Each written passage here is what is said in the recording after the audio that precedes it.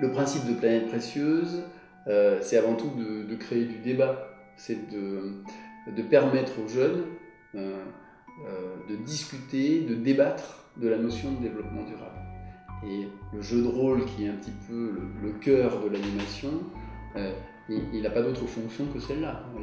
Sa fonction, c'est de faire réagir, c'est de faire discuter, d'inciter les jeunes à échanger, à confronter leur point de vue à partir d'une situation qu'ils ont vécue et qui est la même. Donc, se construire un socle de référence un peu commune et de débattre. Donc, on a deux objectifs dans ce jeu. On remplit le plateau, c'est-à-dire on fait en sorte que chacun des habitants du territoire ait suffisamment pour répondre à ses besoins. Et de la même façon, le deuxième objectif, on évite d'amener un déséquilibre. Donc là, au niveau de ce gradient qui correspond à l'énergie utilisée.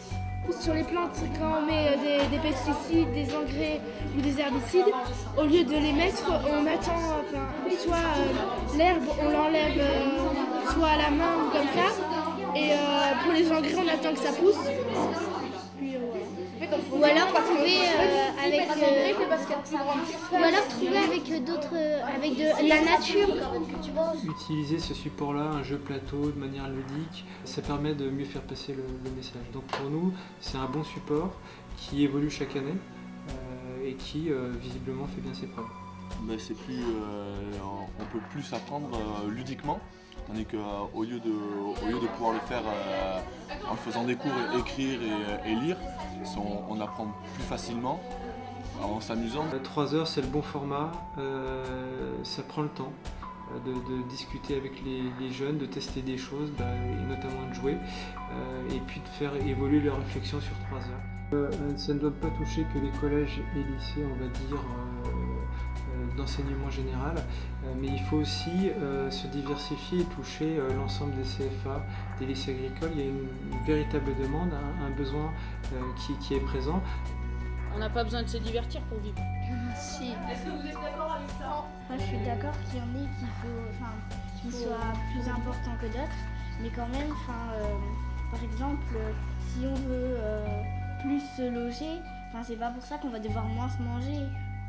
Dans la vie réelle, ça donne ça si on part du plateau. Par contre, c'est vrai que c'est les adultes, donc après, vu qu'on est enfant, on va mieux comprendre, on aura mieux le temps de bien comprendre et on pourra peut-être mieux agir que maintenant. Aujourd'hui, c'est un dispositif qui est animé par 28 structures d'éducation à l'environnement pour permettre aux établissements de solliciter une structure locale et d'aller avec elle beaucoup plus loin que la simple intervention de 3 heures en classe. Une partie du dispositif permet aux associations d'être disponibles pour accompagner les établissements scolaires dans leurs projets autour du développement durable.